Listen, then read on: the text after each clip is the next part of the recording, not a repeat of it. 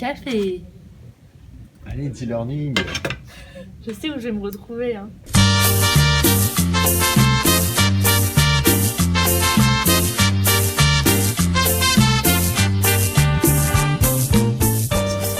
Bonjour à tous.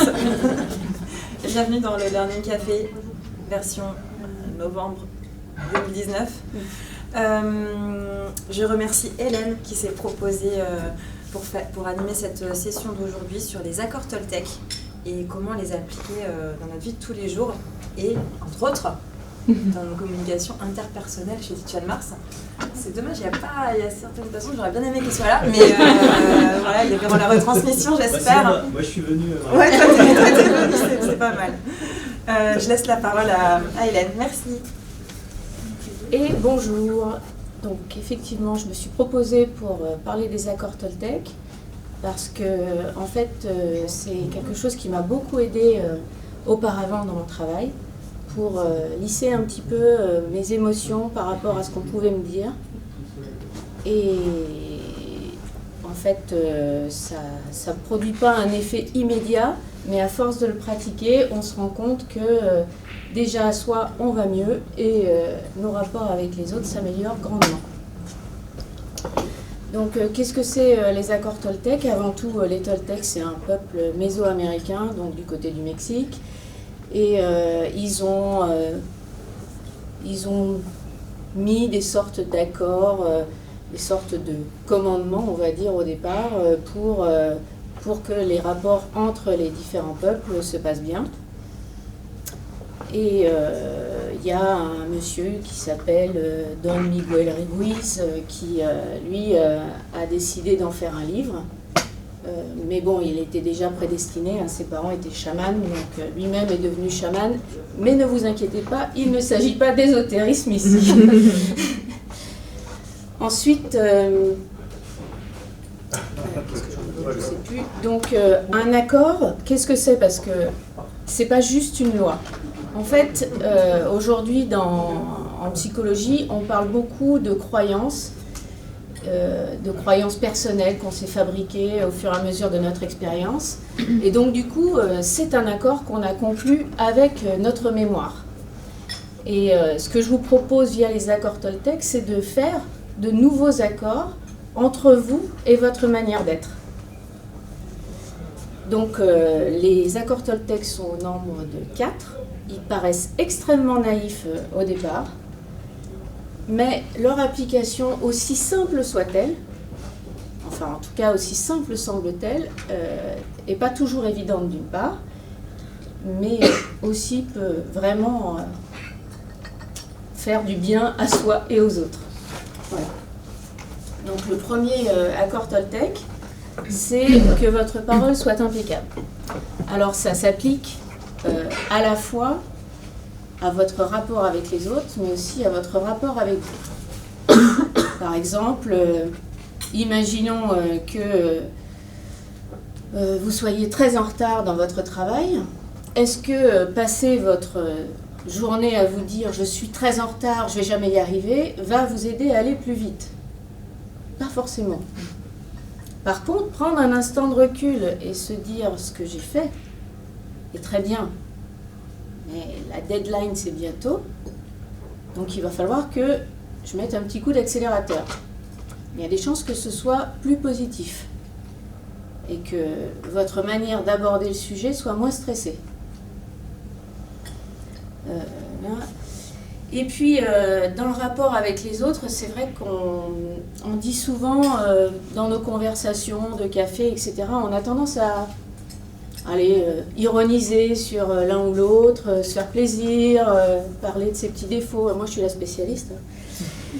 Et quand on dit « Ah non, mais arrêtez de dire du mal de tout le monde », ah bah, si on ne peut plus critiquer, on ne va plus rien se dire. Mais si, on peut encore se dire des choses d'une autre manière. En utilisant des mots, finalement, la parole impeccable, c'est aussi utiliser des mots qui ne sont pas négatifs, insultants, méchants, mais essayer de modifier son vocabulaire pour dire qu'il y a forcément des évolutions, et nous, on n'est pas des êtres parfaits, mais on peut s'améliorer, et tout le monde peut s'améliorer.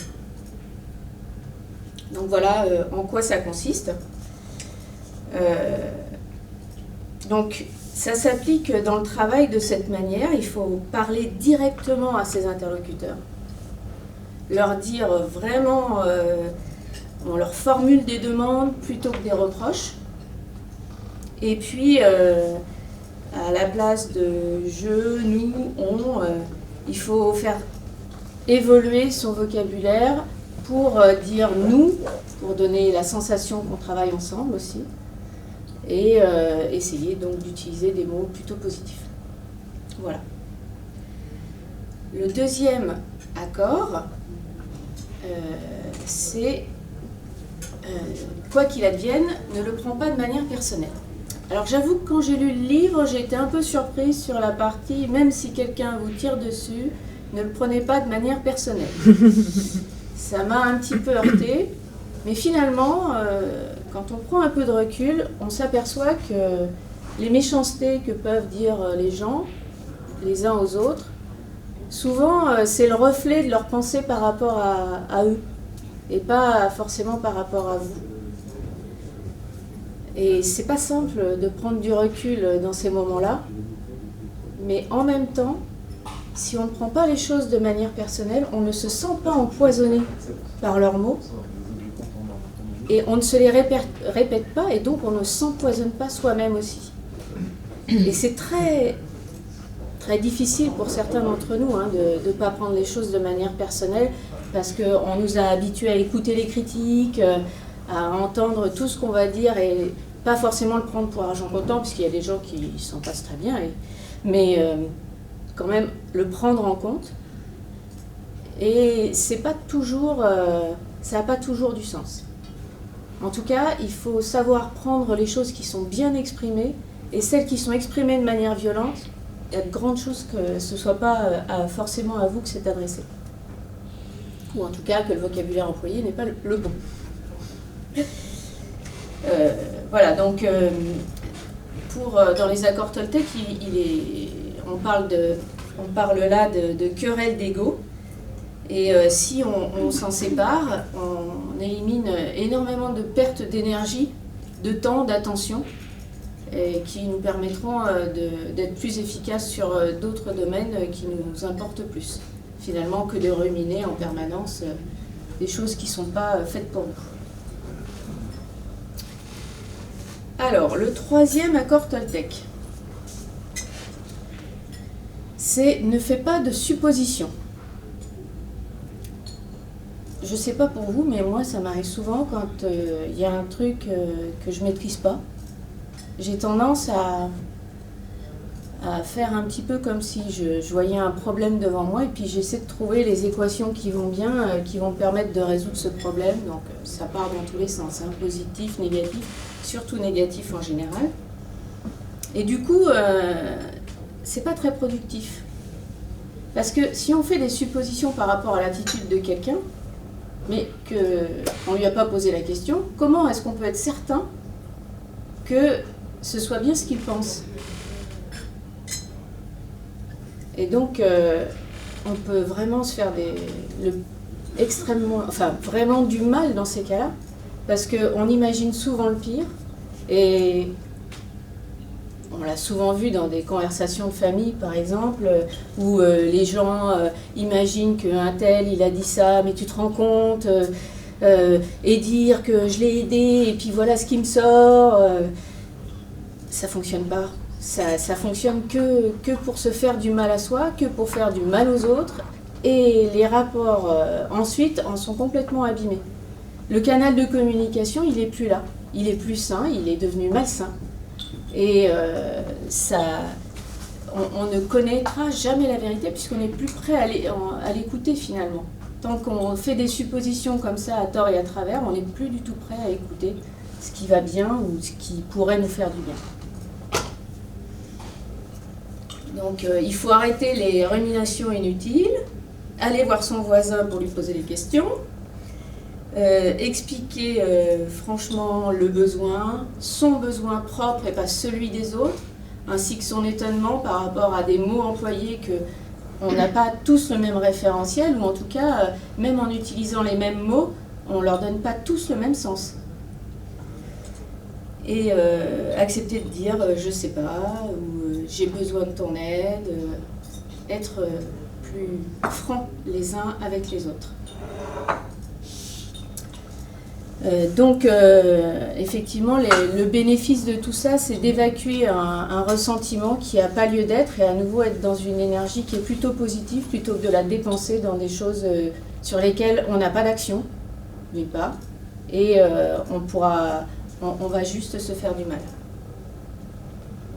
Il faut poser des questions ouvertes à ses interlocuteurs, dire j'ai l'impression que...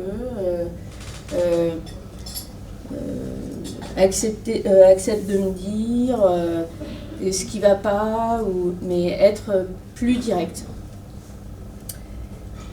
Et ça, c'était l'avant-dernier. Donc le 4e accord Toltec, c'est « fais de ton mieux ». Donc faire de son mieux, ça ne veut pas dire être très perfectionniste. Ça veut dire faire du mieux que tu peux avec ce que tu as. Et il va arriver des fois où on va se planter. Hein. Mais il faut accepter que ce moment-là a été une leçon aussi. Et que tu as donné le meilleur de toi-même, à la fois sur ton travail, à la fois avec les gens avec qui tu as communiqué, mais qu'il y a eu un grain de sable ou plusieurs, que éventuellement tu as besoin de t'améliorer sur certains points aussi, et que ça va t'aider pour le futur. Voilà, faire de son mieux, c'est ça. Oui, en fait, effectivement, on dit toujours faire de son mieux, c'est ce qu'on nous apprend tout le temps, mais on nous apprend aussi énormément d'autocritique. Et dans ce cas-là, elle est complètement inutile. Il faut savoir faire la synthèse a posteriori, mais quand on a une grosse échéance, il faut plutôt avancer vers l'échéance que de se poser des questions inutiles et se dire qu'on ne fait pas suffisamment bien.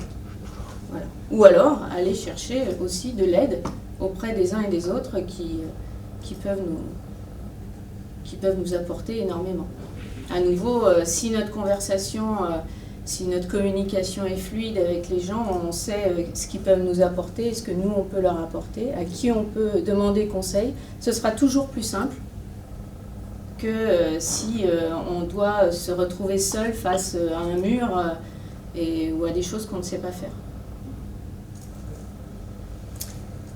Donc voilà, je n'ai pas grand-chose d'autre à raconter, si ce n'est qu'on a mis en place avec Marielle donc une app avec les accords Toltec, avec des applications dans le monde du travail. Comment faire pour se sentir mieux par rapport aux autres. Après, c'est un exercice qui demande énormément de pratique. Donc, moi, j'espère qu'on pourra faire des ateliers là-dessus qui seront au départ très rigolos, mais qui finalement pourront nous apporter énormément dans notre travail. Et donc là aussi, on voit que les Toltecs, c'est une chose. Aujourd'hui, c'est formalisé, les accords Toltecs, mais il y a énormément d'autres moyens d'obtenir le même résultat. Les accords de la chevalerie, Gandhi a dit à peu de choses près la même chose. Et puis aussi, on a mis dans l'appli un poème de Victor Hugo et une histoire qui est souvent relatée pour la communication, qui s'appelle Les 3 tamis de Socrate, afin de faire une conversation plus propre où les gens n'utilisent pas des mots ou des phrases uniquement pour faire du mal à soi ou aux autres, mais plutôt si ça sert à rien et que c'est juste pour faire du mal, il n'y a pas de raison de l'évoquer. Voilà.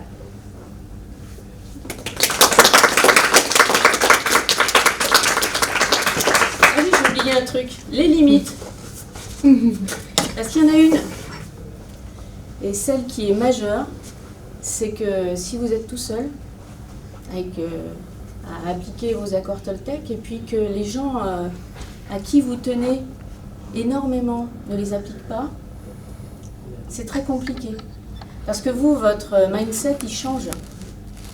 en appliquant les accords Toltec, on devient moins critique ou on n'essaie pas d'agir sur les choses sur lesquelles on ne peut pas agir.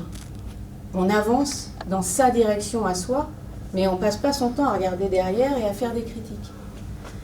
Et donc du coup, quand les gens auxquels on tient ne sont pas capables de voir ce genre de choses, ça remet beaucoup de la relation en question. Donc c'est pas une histoire de prudence ou quoi, puisque ça fait du bien d'appliquer les accords Toltec. Je veux juste vous dire que ça ne peut pas s'appliquer à tout le monde, ou en tout cas ça va prendre pour certains plus de temps que pour d'autres. Voilà. Merci. Des questions? Vincent, mon arc.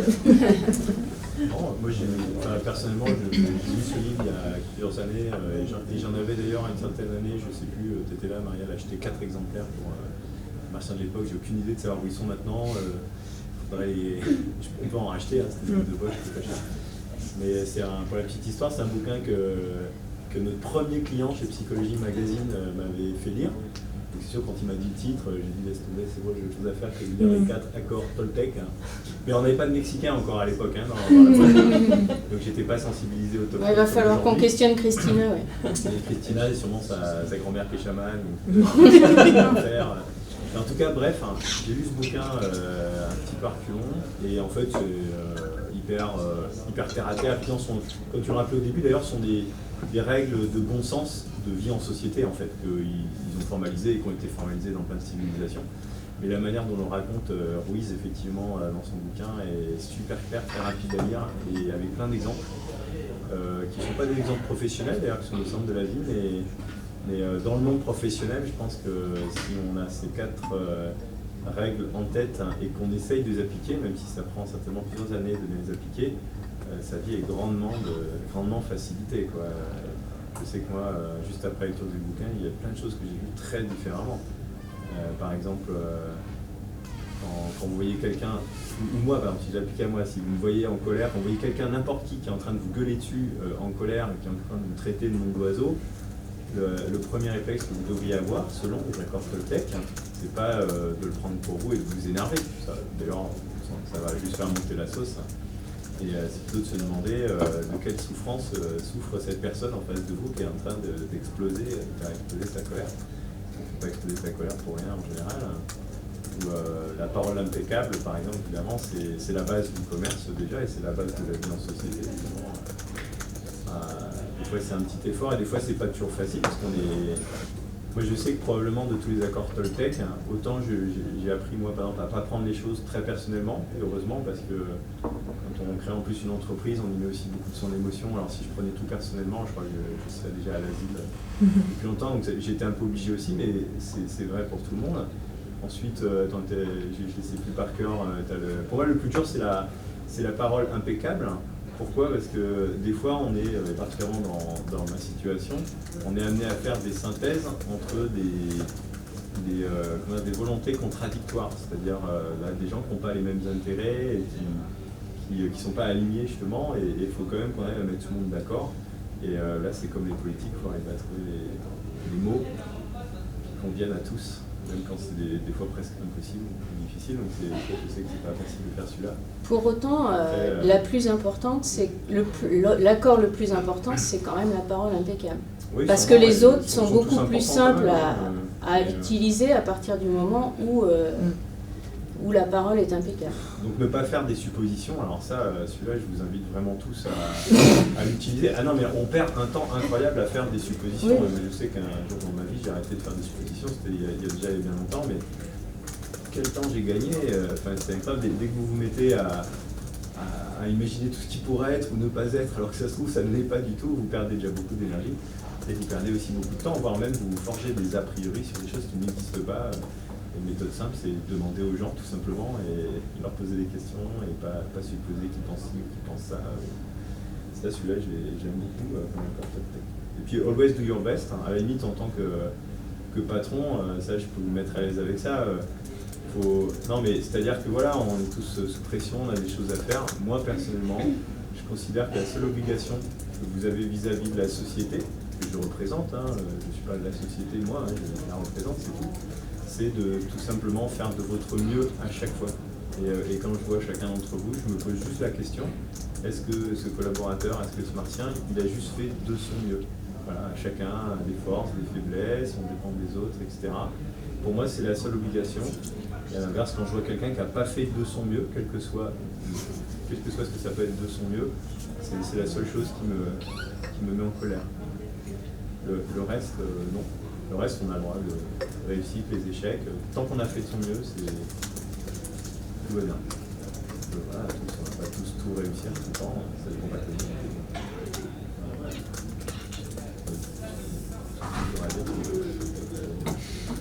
Mais non, je vous conseille de lire le bouquin, je peux en racheter si ça t'intéresse. Mais j'aime voir le petit mobile course, il est très bien fait. De mémoire, ça doit reprendre des aspects du bouquin, non? C'est ça, les exemples ou quoi? Vous l'avez fait comment? Alors, en fait, j'ai acheté un jeu. Ah d'accord, qui reprend des phrases. Ouais. Il m'a semblé reconnaître, mais ça m'a l'air super bien fait, donc déjà c'est tout le monde qui fait ça. Le Ouais, bouquin, il se lit vite, hein. On a sélectionné 4 à 5 cartes et voilà. Christina, quelque chose sur les accords peut-être? Je l'ai en espagnol, si quelqu'un voulait lire en espagnol, je vous le file. C'est la vraie version. Vous avez des questions?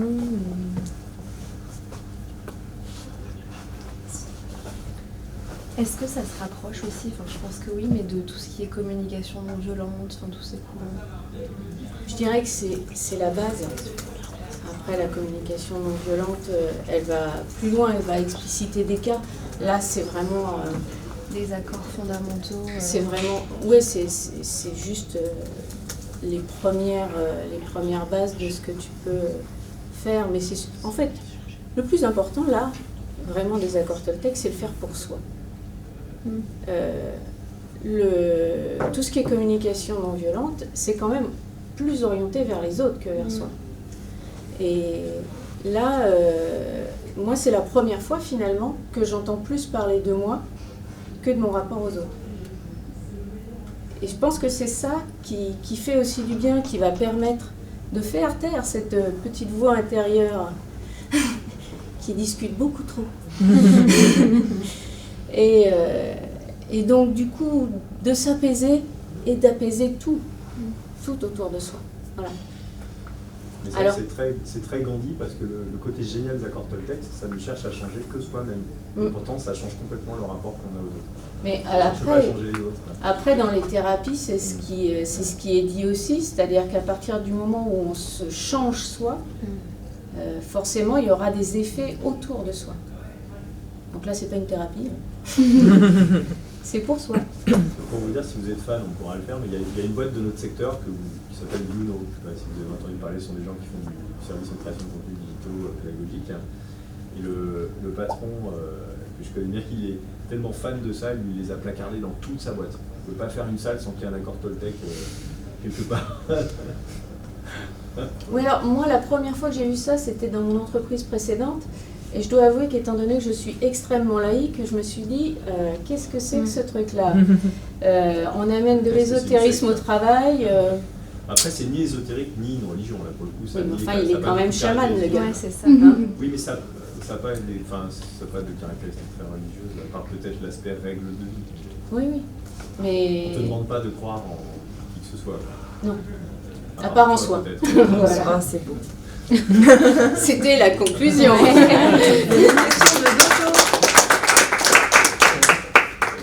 Le dos. Bah non, mais comme c'était la conclusion. Bah, je me demandais juste que quand on entend les règles, on est tous à peu près d'accord. Mais du coup, qu'est-ce qui fait que y a besoin de le... Enfin, qu'est-ce qui fait que c'est si difficile à mettre en œuvre, quoi? Qu'on a besoin de le rappeler, qu'on a besoin de le formaliser. Ça, c'est plutôt une réflexion collective, quoi. Bah, je pourrais par exemple te gueuler dessus fortement et voir si tu le prends ou pas pour toi tout de suite, ou si tu arrives tout de suite à prendre de la distance. Tu verras si c'est Oui, difficile. mais déjà, à la base, pourquoi on a besoin de se lever dessus? Non, mais ça, ce sont des choses qui arrivent, ça, c'est une autre question. Et par contre, ça arrive. Donc, Alors, déjà, il y a le stress. Le stress de tous les jours, nos petits mots du quotidien. T'as un mal de crâne qui brille la tête depuis, en l'occurrence moi le mien, ça fait une semaine. Et donc le premier qui va te dire un truc qui est pas trop sympa, ça va faire tilt. Et du coup, la page vocabulaire impeccable, elle est complètement zappée pour passer sur la page vocabulaire agressif. Mais ça, c'est une raison assez simple. Tu as passé du temps dans les embouteillages. Je ne sais plus qui parlait des embouteillages ce matin. Tu as eu ta mère au téléphone, vous êtes pris la tête. Il y a X raisons où il y a aussi la raison où tu ne te sens pas forcément accepté, là où tu travailles, etc. Et donc, tu as beau faire tout ton possible pour garder ta parole impeccable, c'est pas forcément évident. Est-ce que le fait de garder sa parole impeccable n'est pas justement une discipline qui peut être... est-ce que ça doit être une discipline absolue, et dans ce cas-là, est-ce qu'elle serait pas trop difficile dans le sens où, par exemple, la colère peut être une soupape de sécurité envers soi-même, hein. Parce que moi, j'ai tendance à plus me méfier des gens qui s'énervent jamais que de ceux qui s'énervent de temps en temps. Parce que je me dis, celui qui s'énerve jamais, le jour où il s'énerve, il va venir avec un fusil, il va me mettre une balle à la tête directement. Mais attention, parce que les accords Toltec ne disent pas qu'il ne faut pas s'énerver. D'accord. Il ne raconte pas du tout ça. Il dit simplement, si toi, quelqu'un s'énerve contre toi, ne le prends pas pour toi. Parce que quelqu'un qui s'énerve, Oui. c'est quelqu'un qui a mal quelque part quand même. Oui, mais alors dans ce cas-là... Ta parole impeccable, ça ne veut pas dire que tu ne dois pas t'énerver. Tu peux t'énerver en ayant une parole impeccable. On n'a pas dit que l'énervement, c'est Oui, mais l'énergie qui ressort. La colère amène souvent à ce que les mots dépassent la pensée. Tout de Oui, même. mais si je ne m'abuse, tu me dis, Hélène, si je me trompe, hein, mais dans le sens des accords Toltec, la parole impeccable a trait au fait plutôt de faire ce que tu dis. Tu vois, c'est-à-dire que tu vas dire quelque chose, tu vas prendre des engagements, tu vas créer la confiance et tu vas faire ce que tu dis aussi. D'accord, Donc ça ok. n'a pas de rapport avec le fait que toi personnellement tu sois énervé. Je ne crois pas qu'il y ait un désaccord qui parle du fait que tu dois le gérer. D'accord, ok. Alors non, Non, je comprends bien. C'est pas ça. Hein. Maintenant, il y a tellement de manières de les interpréter, ces 4 petites phrases. Oui. Moi, je te dirais que la colère, c'est quelque chose qui te mange ton énergie. Et honnêtement, peut-être que moi, c'est ce que j'ai trouvé dans les accords Toltec, c'est d'arrêter de consommer mon énergie dans des choses qui ne m'avancent pas, qui ne me font pas progresser. Et la colère, pour moi, ça en fait partie. Après, c'est pas forcément le cas pour tout le monde, évidemment. Ouais, moi je suis pas toujours d'accord parce que la colère pour moi elle peut être positive ou négative. Tu prends heureusement dans le monde, il y a des gens qui se sont mis en colère, qui se sont indignés contre des situations et qui l'ont fait savoir fortement. C'est grâce à eux que le monde a changé. Par contre, si tu te mets en colère, effectivement, sans rien changer, sans rien essayer de changer, juste pour être méchant avec quelqu'un, là c'est totalement inutile. Mais donc il y a colère et colère aussi, donc c'est pas la colère en soi qui est le problème. Et d'ailleurs, de mémoire, le bouquin ne pointe pas non, pas la colère comme un particulièrement. problème. Ok, très bien. Il est intéressant, il y a pas mal d'exemples dans le bouquin, c'est ça qui est bien. Ouais, je m'en souviens plus, j'avoue que... Si vous voulez Il y a un jouer, moment quand même. il y a le D'ailleurs, je jeu. crois qu'Hélène a dit qu'elle ferait une interview surprise sur les accords, Mais bien sûr, oui. la semaine prochaine. C'est ça. Ah, Tu j'en confonds ressors. pas colère et agressivité. Comment? Est-ce que tu confonds pas colère et agressivité dans l'expression? Non, pas du tout. Non, pourquoi? L'histoire des 3 tamis dans l'app, elle est super. Je la conseille à tout le monde. Il y a plusieurs récits qui disent à peu de choses près la même chose. J'ai pris le plus vulgaire, vulgarisé. Ouais.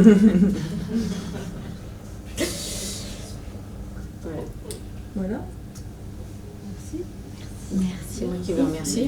Merci d'avoir pris Hélène. le temps de venir. Merci à tous à Paris et à Londres.